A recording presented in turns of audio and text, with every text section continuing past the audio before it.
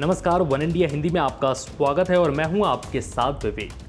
देश में कोरोना की दूसरी लहर से राहत मिली है तो अब कोरोना की तीसरी लहर ने चिंता बढ़ा दी है, क्योंकि दावा किया जा रहा है कि कोरोना की तीसरी लहर में बच्चे सबसे ज्यादा संक्रमित होंगे।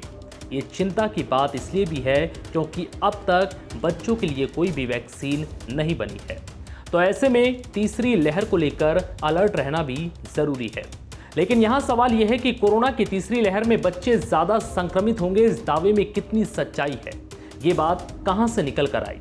क्या कोई रिसर्च की गई या इस दावे का कोई पुख्ता प्रमाण है? आज इस वीडियो में हम आपको इस दावे का सच बताएंगे।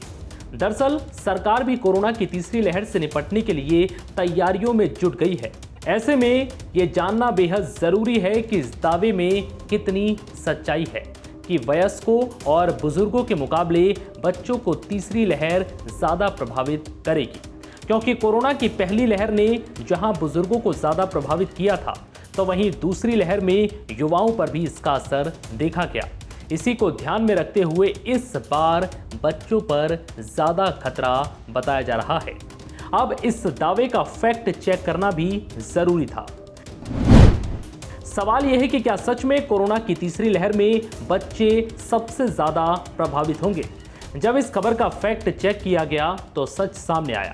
इस संबंध में Lancet Covid commission India task force ने भारत में बाल चिकित्सा कोरोना के मुद्दे की जांच कर एक रिपोर्ट तैयार की।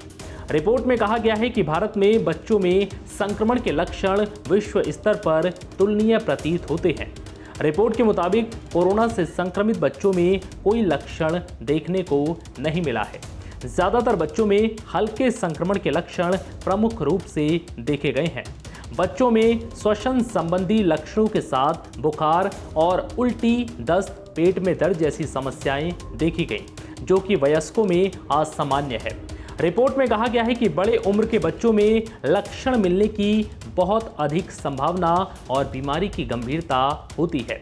इसके साथ ही ये भी देखा गया कि बहुत कम बच्चों को कोरोना लक्षणों के कारण अस्पताल में भर्ती होने की जरूरत पड़ी है और बच्चों में कोरोना से मृत्यु दर भी काफी कम रहा है।